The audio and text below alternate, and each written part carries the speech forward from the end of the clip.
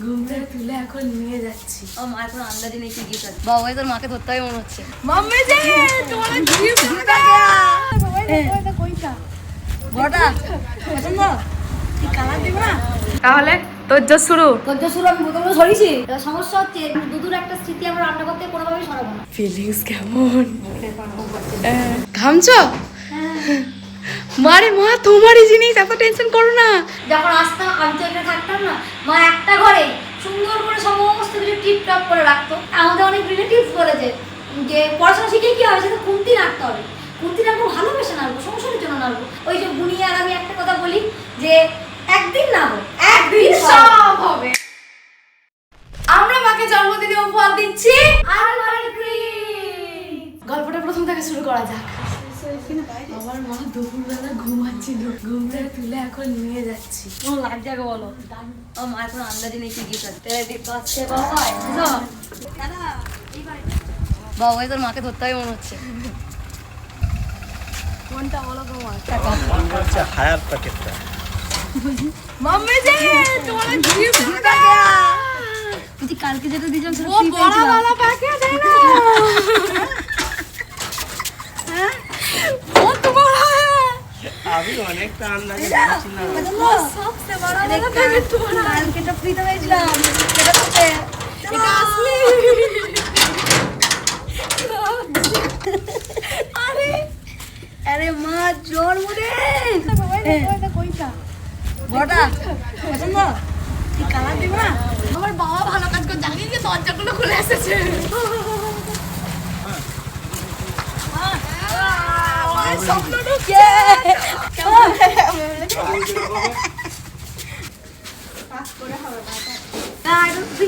আলমারি এটা ফ্রিজ না, আমার দিদির ভাষায় এটা হচ্ছে আলমারি। আমি মনে করি সেই ইউনিভার্সিটি কলেজে থাকে না অনেক পুরনো সরকারি অফিসগুলোতে সে কাগজপত্র ঢুকিয়ে রাখে ওরকম দেখতে। कैसा लगा?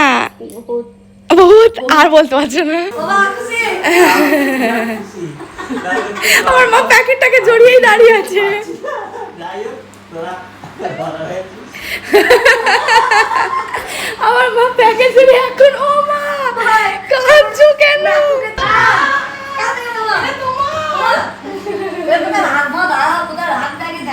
আমার মা কেঁদেই যাচ্ছে, তারপর ওইটা ফ্রি ছিল। ওটাকে কিছু মিনিট চার্জ দিয়ে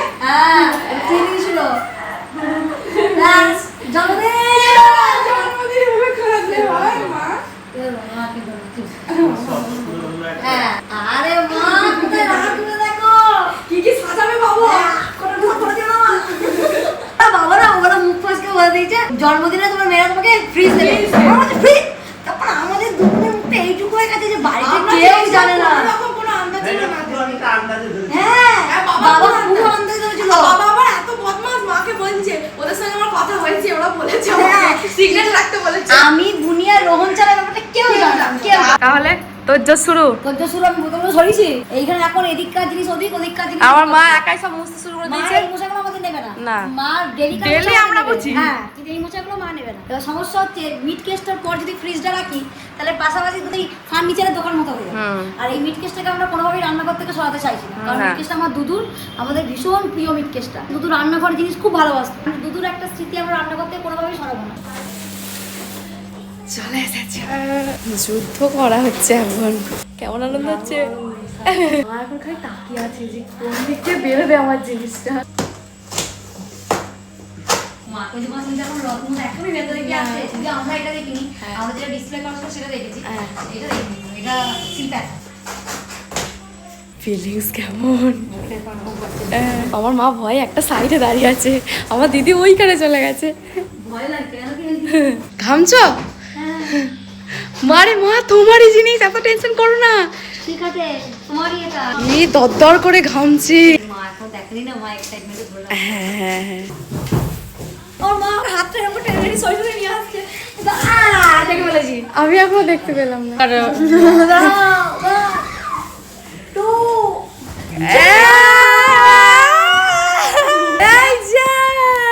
ফাইনালি আলমারি চলে এসেছে। মায়ের জন্মদিনে আলমারি আনবক্সিং।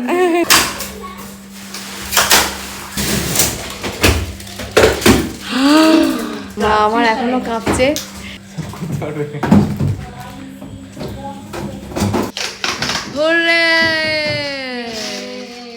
ব্ল্যাক হাত দাও, দেখো এবার পুরো কালারটা এসছে।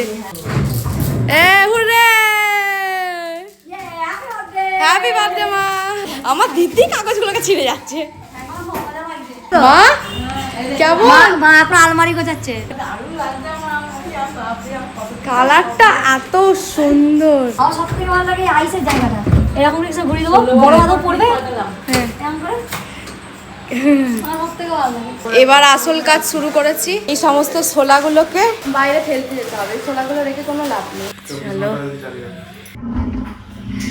এই হচ্ছে আমাদের নতুন আলমারি ফ্রিজ। কি ভালো না, কি সুন্দর নতুন নতুন গন্ধ। আসলে আমাদের তো এরকম নেই গো, ওই জন্য বেশ আরো বেশি মজা লাগছে। আমরা কখনো এত বক্স ফ্রিজে দেখিনি, এরকম আলমারিতে এত নেই। তারপর ফ্রিজে আসলে একটা জিনিস ঠিক, যে একদিনে না হোক একদিন সব হবে। বাবা লোকনাথ ভোলার প্রতি বিশ্বাস, নিজের ইচ্ছা শক্তি, ধৈর্য, পরিশ্রম, এইগুলো থাকলে একদিন সব হবে। চারিদিকে একদম আলোয় ঝাঁচকচক করছে। আমার মায়ের বাড়ি প্রচুর জিনিস ঢোকাতে পারে, প্রচুর প্রচুর। আমরা এখন দেখতে বসেছি যে কোথায় কি হবে, কোথায় কি রাখবো, এইগুলো অনেকটা বড় বড়, প্রচুর শব্দ, প্রচুর জিনিস ধরে প্রচুর। আমার সব আর এইটা কত বড়, কিন্তু আমি বলতে চাইছি এরকম করে ঠেলে দিলে কি বরফটা নিচে পড়ে যাবে? কি জানি। আমাদের তো ওইটাতে এরকম তাপড়ে তাপড়ে সামনে ঠুকে ঠুকে বার করতে হতো, এইটা কি করে বেরোবে বুঝতে পারছি। আমরা এখন আত্মহারা এত বড় একটা জিনিস কিনছি। টোটাল বক্স আছে কটা? 1 2 3 4 5, মানে সব মিলিয়ে এগুলো বক্স 6 7 8 9 10 11 12 13 14 15 16 17 18 19। আমরা কেমন বাচ্চাদের মতো শুনছি, এত আনন্দ হচ্ছে না, আনন্দ বিশাল আনন্দ, বিশাল আনন্দ। এটা হলো আমার মায়ের স্বপ্ন পূরণ। স্বপ্ন যখন কাছে চলে আসে হয়তো এরকমই লাগে, মানে এইগুলো এতদিন আমাদের কাছে অধরা ছিল, তো যখন ধরা দিচ্ছে না ঠিক বিশ্বাস হচ্ছে না। মা বলছে না, আমি ঠিক প্রকাশ করতে পারছি না মানে আমার কি হচ্ছে। মানে মা কখনো কাঁদছে, কখনো মায়ের খুব ঘাম হচ্ছে, কখনো জিভ টুপ শুকিয়ে যাচ্ছে, ঠিক মানে আনন্দটাকে প্রকাশ করতে পারছি না। যখন আমাদের অতিরিক্ত কিছু পেয়ে যায়, যেগুলো আমাদের স্বপ্ন থাকে, সেগুলো যখন বাস্তবায়ন হয়, সেগুলো যেন প্রকাশ করা যায় না মুখে।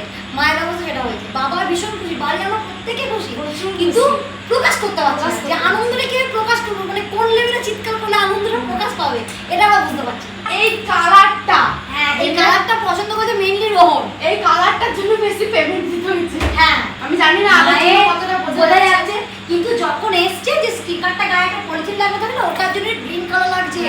আমার তো ভয়ে মুখটা এইটুকু হয়ে গেছে। দেখলাম তো ব্ল্যাক আর গ্রিন আছে। তো আর ফেরত দেবো না, আমি ভয় বলতেও পারছি না, পুরো এই কালারটা তো দেখিনি। আমি তাহলে এই কালারটা আমি হয়তো চোখের ভুল দেখেছিলাম, সবার ভয় লাগে, আর তো আমার রোহন আর হ্যাঁ, দিদি। কিন্তু কেউ কাউকে বলিনি। বলতে পারছি না। যখন পলিথিনটা ছেঁড়া হয়ে গেছে তখন আসল কালার সবাই আমাকে যখন বলছি যে আমি ভেবেছি, ও তখন বলছে আমিও তো ভেবেছিলাম, রোহন তখন বলছে আমিও তো ভেবেছিলাম ভয় যে পেয়ে এটা গেছিল। আসেনি। আসলে ওগুলো পলিথিনটার জন্য অন্য, আর সব থেকে বড় কথা আলোটাকে সম্পূর্ণ গার্ড করে দিয়েছে, তো কোনো বোঝা যাচ্ছে না। বোঝা যাচ্ছে না। যদিও আমরা চেষ্টা করছি এটাকে অন্য একটা জায়গায় রাখা, আমরা রান্নাঘরের মধ্যে, এখন জানি না কতটুকুই করতে পারবো। মেয়ে হিসেবে কোথাও গিয়ে মনে হচ্ছে যে না, অনেকের কাছে বাবা মা তো শুনেছে দুটো মেয়ের বিয়ে দিয়ে দিতে হবে, কি করছো এত খরচা করে, যখন একতলা থেকে দুতলা হয়। তখন আমাদের না আগে একটা রুম ছিল, যে রুমটা আমি থাকতাম, মানে আমি এখন থাকি, সেই ঘরটা ছিল, আর পাশে একটা মাটির ঘর ছিল। বলো মা, আমার মা ভীষণ আদরের মানুষ, কিন্তু যখন আমার মা এখানে আসে তখন ওপার থেকে মাটি বয়ে বয়ে আনতাম, কাদা মাটি বাবাকে মেখে দিত, আর বাবা ওই মাটির দেওয়াল ধরে ধরে ধরে একটা ছোট্ট বড় রান্না ঘর করেছিল। তো মার আবার এইটুকু একটা পাখির নিট ছিল, সেখান থেকে আমাদের দুটো ছানা হয়, মানে আমাদের মতো ছানা হয়, সেখান থেকে নিটটা বাড়তে বাড়তে আর যেটুকু হয়েছে। তো বহু কষ্ট করে বাবার মা এটাকে দাঁড় করিয়েছে। আমাদের তো শূন্য থেকে দাঁড়াতে হয়নি, আমাদের সংখ্যা দেওয়াই আছে, সংখ্যার উপর আমরা ভর করছি। বাবার মা শূন্য থেকে শুরু করেছে, তো শূন্য থেকে আজকে বাবা লোকনাথ ভোলার আশীর্বাদে, দুদুর আশীর্বাদে, দাদু ঠাকুমার আশীর্বাদে, ভালোবাসায় এবং বাবা মার কঠোর পরিশ্রম আজকে যেটুকু করতে বাবা পেরেছি। এখন মা বাবা দুজনে প্রচুর পরিশ্রম করেছে। আমাদের একটা যখন মাটির উঠুন ছিল, মাকে দেখতাম প্রত্যেকদিন বিকাল হলে ওপর থেকে মাটি নিয়ে আসতো, দিয়ে উঠুনটাকে গোটা উঠুনটাকে নেতা দিত। মায়ের ভীষণ শখ ঘর গুছিয়ে বাগিয়ে রাখা। যখন আসতাম, আমি তো এখানে থাকতাম না, মা একটা ঘরে সুন্দর করে সমস্ত কিছু টিপটপ করে রাখতো। মানে শখ এটা, এক একটা জন্য তো এক একটা শখ থাকে যে টিপটপ গুছিয়ে বাগিয়ে রাখবো। এই সমস্ত ফ্রিজ আমাদের আয়ত্তের বাইরে, আমাদের মতো মধ্যবিত্ত ঘরে আজকে রান্না আমরা কালকে খাই। এই ফ্রিজে যে নতুন নতুন রান্না থাকবে, তার মধ্যে বাসি খাবারই থাকবে, যে নতুন ফ্রিজ আসছে মানে রোজ টাটকা টাটকা না, এরকম কোনো ব্যাপার নাই। সেই বাসি খাবারই খেতে হবে। আমি বুড়িকে বলছিলাম যে বুড়ি এর মধ্যে আরো বাসি খেতে হবে। মায়ের স্বপ্ন পূরণ হয়েছে, সব থেকে বড় মা বাবাকে শুনতে হবে না যে এত পরিশ্রম করে টাকা রোজগার করে কি করবে, সেই তো ছেলে বিয়ে দিতে হবে। আমরা তো গ্রাম সাইডে থাকি, এখন হয়তো শুনতে খুব অবাক লাগছে, কিন্তু আমি যখন মাধ্যমিক উচ্চ মাধ্যমিক দিই ঠিক এই কথাগুলো শুনে শুনে আমি বড় হয়েছি। আমাদের অনেক রিলেটিভস বলেছে যে পড়াশোনা শিখে কি হবে, সেটা খুন্তি নাড়তে হবে, খুন্তি নাড়বো ভালোবেসে নাড়বো, সংসারের জন্য নাড়বো, সেটা তার সঙ্গে পড়াশোনার কোনো ব্যাপার নেই। আমি চাকরি পাই না পাই আমি সেটা মনে করি আমার পরবর্তী প্রজন্মকে তো শেখাতে পারবো। মা খুশি হলেই খুশি। আমাদের দুজনের একটাই লক্ষ্য, মানে আমি যখন থেকে আমি একটু বলতে শিখেছি তখন থেকে আমি শুধু দিদিকে দেখেছি যে আমার দিদির জীবনের একটাই লক্ষ্য পরিবার কিভাবে ভালো থাকবে। ও তার জন্য সৎ পথে থেকে প্রচুর পরিশ্রম করতে রাজি, শুধুমাত্র ওর একটাই লক্ষ্য, ওর জীবনের একটা থাকে না মানুষের এখানে পৌঁছাবো, ওখানে যাবো, এটা করবো, এই চাকরি করবো, ওই চাকরি করবো, প্রত্যেকের জীবনে একটা লক্ষ্য থাকে। কিন্তু আমি যেটা শিখে এসেছি সেটা হচ্ছে আমার দিদির জীবনের লক্ষ্য একটাই, কিভাবে পরিবার ভালো থাকবে। ওই যে বুনিয়া আর আমি একটা কথা বলি যে একদিন না হোক একদিন সব হবে, একদিনে কোনো কিছু হয় না, কিন্তু একদিন ঠিকই হবে। আমি যার কাছে মানুষ সে তো নেই, তার অনেক স্বপ্ন ছিল আমাকে অনেক বড় করার, মানুষ করার। আমার ভীষণ স্বপ্ন ছিল যে দুদুর পাশে দাঁড়াবো, দুদুর খুব শখ, দুদুর খুব নুপুরের শখ ছিল, কিন্তু যে সময় দুদু চলে গেছে আমাকে ছেড়ে আমার সেই ক্ষমতা ছিল না। আমি নিজেই জানি, আমি তখন নিজেই পড়াশোনা করি, এখন আমি পড়াশোনা করি, কিন্তু আমি মনে করি আমি মায়ের মাধ্যমে দুদু সেই স্বপ্নগুলোকে পূরণ করার চেষ্টা করি। তো মাকে কীভাবে ভালো লাগবে, আমার দুদু খুব স্বপ্ন, আমার দুদু খুব মানে হুচুক ছিল জামা কাপড় কাচা। দুদু বলতো বুড়ি দিদি না করবো মানে যাবে দিয়ে ওয়াশিং মেশিনটা নিবি। আমি মাকে রোজগার করে প্রথম ওয়াশিং মেশিন কিনে দিয়েছিলাম যে দুদু স্বপ্নটাকে আমি মায়ের মাধ্যমে পূরণ করবো। এক মাকে পারিনি তো কি হয়েছে, আরেক মাকে পারবো।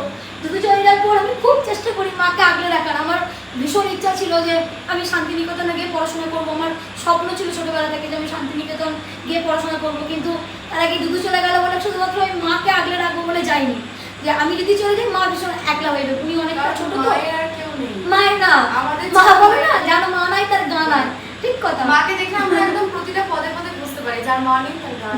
আমরা আজকে মায়ের দিকে না এক বছর লেগে যায় একটা দুদু তো আমাদের কাছে রেখে গেছে, মা সবসময় ভালো থাকবে। একটু মাঝে মাঝে রেখে যায়, মাথা গরম হয়ে যায়, সুগার আছে তো খুশি খুব ভালো। তাহলে একদিনে না হোক একদিন সব হবে। এই ছিল আমার মায়ের স্বপ্ন পূরণের ইতিহাস। এটা আমাদের কাছে স্বপ্নই, যাদের একটা মাটির ঘর ছিল, মাথার উপর তালপাতার ছাওয়া ছিল, তাদের কাছে একটা এই ফ্রিজটা স্বপ্নই হয়। স্বপ্ন ছাড়া কোনো অংশে কম নয় এটা। তো সবাই বাবা মাকে ভালো রেখো, সুখে রেখো। আমি একটা কথা ছোট্ট করে বলতে চাই, আমি মাকে সবসময় বলি যে মা জানো তো আমি বিশ্বাস করি যে আমার বাবা মা যতক্ষণ আমার কাছে আছে, আমার ভালোবাসার মানুষগুলো যতক্ষণ আছে, সবটুকু দিয়ে আগলে রাখবো। তারা যখন এই পৃথিবীর মায়া ত্যাগ করবে, তার ফটোর সামনে ভালো ভালো মাছ মাংস দেওয়া, মিষ্টি মিষ্টান্ন দিয়ে 500 লোক খাইয়ে তার পরলৌকিক ক্রিয়া সম্পূর্ণ করে পরলোকে সে ভালো থাকুক, এই কামনা আমার খুব একটা আসে না।